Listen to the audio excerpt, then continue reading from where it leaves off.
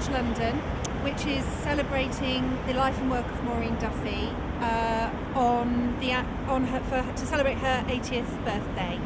And it's a really important day because Maureen Duffy is an important writer who hasn't had the credit she deserves and the recognition she deserves. So I'm really pleased to be part of this day and to have a chance to tell the world how great I think Maureen Duffy's work is.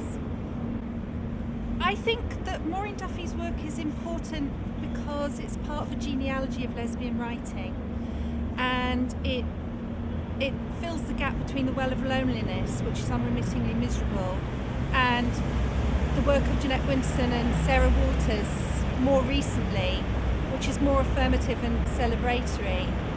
And The Microcosm, the novel that she published in the 60s, was really groundbreaking because it was the first representation of lesbian life since the well of loneliness, written by an out lesbian writer. And although it's quite a depressing novel, it's sad, it's tragic. It tells a truth about lesbian life, which wasn't being told at the time because conventional portraits of lesbians were sensationalised and unsympathetic and presented the lesbian as a predatory vixen and nymphomaniac. And Duffy's novel was important in challenging those stereotypes and paved the way for later lesbian and queer writers who have picked up on her formal experimentation, particularly as well as the representation of lesbians in fiction. Pleasingly, lesbian writers have now entered the mainstream. I mean, I think that's an important story to be told over the last 40 years of lesbian writing. Lesbian writing used to be very much part of the literary margins, and it used to be mainly genre fiction. I mean, Maureen Duffy's exceptional in that sense as well because she wasn't only writing genre fiction, and she does quite interesting things with genre. She mixes them up. But in the 80s, for example, most lesbian fiction was detective fiction. And now lesbian writing has entered the mainstream. And there's much more interest now generally in queerness, so not just lesbians, but non-normative genders, transsexuals, transvestites. There's a wider range of gender non-normativity and sexual difference. But where it will go from here, I don't know. Okay, and finally to wrap it up, do you have a personal message for Maureen? Thank you, Maureen. Happy birthday. Thank you for all the wonderful work you've done and all the wonderful books that you've given us. Thank you. My love of literature is the same as everybody else here, of course, but I particularly am very, of course, interested in drama, and I've been in many plays that have been adapted from the novel. So that's one of the areas that I'm very interested in here today, along with everybody else. My particular connection to Maureen, if you like, I've only met the wonderful Maureen Duffy once, and that was at a play that I was in this year, written by Maureen Chadwick, which was a wonderful celebration of lesbian lives, basically. And she came, Maureen, one day to talk to the audience after one of the performances. And this play was more or less set in the old Gateways nightclub, which was a very famous nightclub in for lesbians in the 60s, well 50s really, 50s, 60s, 70s and so on. And we also talked very much in the play about the Gateways and everything that happened there and what it meant to those people. And these three characters, they were three women, to my age and a young girl. And that in itself was just tremendous because there's so little written in drama for women, especially women of my age. And that kind of brings me to a point that's was talked about today, earlier this morning, which I found very relevant to myself. They were talking about what defines what is a play for women. and we talked, and I think not only is it about for women, but it should be about women, and it should be about, essentially, drama to me is about every facet of life in all its facets, in all its glorious technicolor from beginning to end.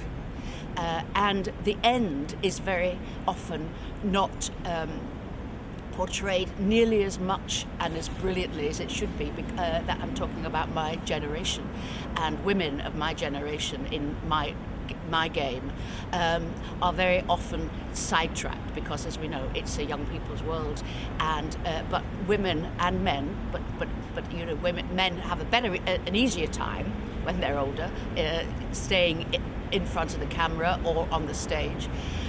Women are elbowed as soon as they start to look their age, or stop being that glamorous, gorgeous, curvy figure that we had when we were in our 20s, 30s, 40s. And it's a great, great tragedy, because, women have an enormous amount of, older women, of wealth, of experience and life force to bring to drama.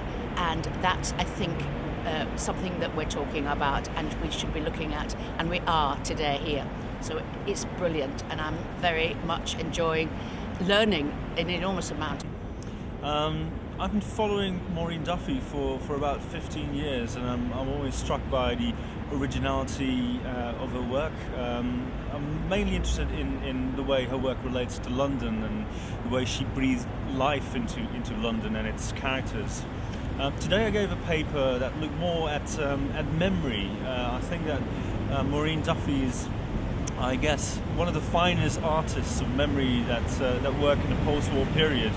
And I looked at the various strategies that she was employing in her fiction, looking at personal, subjective memory and how it relates to kind of collective history, social history, and to nostalgia that seems to be pervasive throughout her work as well. I really admire the work of Maureen. It's diverse, it's comprehensive, it's extremely original, and I think that no other author comes close to having the comprehensive kind of body of work that Maureen has, and I admire her for kind of through the years continuously writing experimental works, being difficult. She's very good at being difficult in a good way, and I think that's what I really admire about her as a person, but also about the body of work, and that should be more recognised, I feel. I've worked at the Authors Licensing and Collecting Society, which has a membership of about 90,000 writers for the last 15 years, and Maureen is our honorary president. Maureen actually helped set up ALCS back in 1977, and she's been part of it, and her heart has been part of it for all that time. I'd just like to say just a little bit about what Maureen actually means to ALCS, and the support she actually has given to writers, and actually continues to give to writers around the world.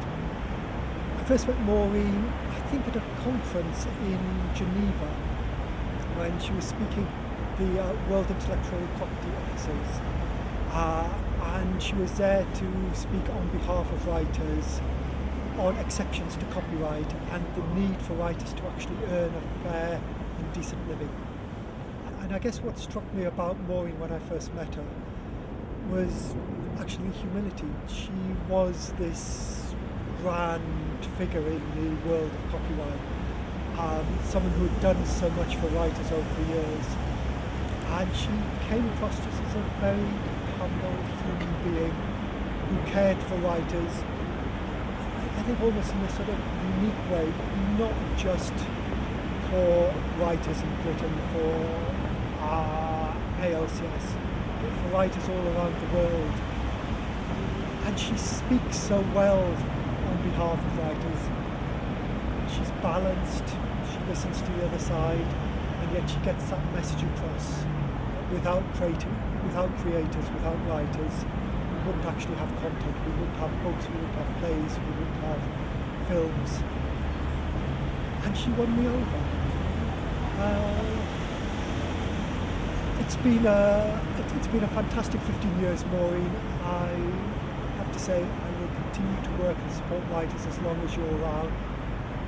And I hope you're around for a long, long time. So Maureen, we love you. Keep working.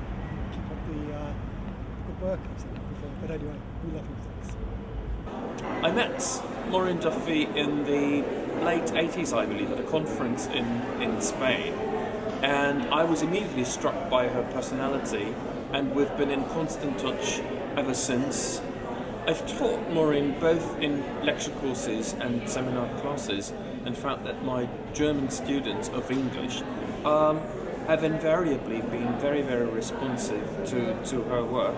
I'm a great admirer both of her fiction and her poetry, and I believe she is a most incredible personality with quite a lot of energy and power. The things that I most like about her writing in general is that she seems to be a writer who's really working in language as with a material, like a sculptor works in stone, like a painter works with colours, or a musical composer with musical notes. So there's a very, very high sensibility towards her material. She's also a writer who is very, very much aware of the different literary traditions that there are, not only English literary history, but also she's very, very knowledgeable about what goes on and what went on the continent. So the constant references to Dante, for example, or to François Villon are not there by coincidence. I think it's a great thing that King's does this for her, because if there is one thing that I think is really, really regrettable, it's that Maureen Duffy is dreadfully underrated as a writer. I really believe she is one of the great writers of the 20th century. Great. And do you have a birthday message for her, or a personal one? Maureen, many happy returns. My name is Patricia Methven. I am Director of Archives and Information Management here at King's College London, which includes the care of some 5 million archives. Amongst these are nearly 100 boxes of Maureen Duffy's archives, which we have been gathering in since 1981 in increments. They reflect all her work, poems, literature, rhyme novels, monographs, her political campaigning for our rights campaigning for authors' rights, and international conferences, all sorts of texts. They are a magnificent representation of one woman's determination to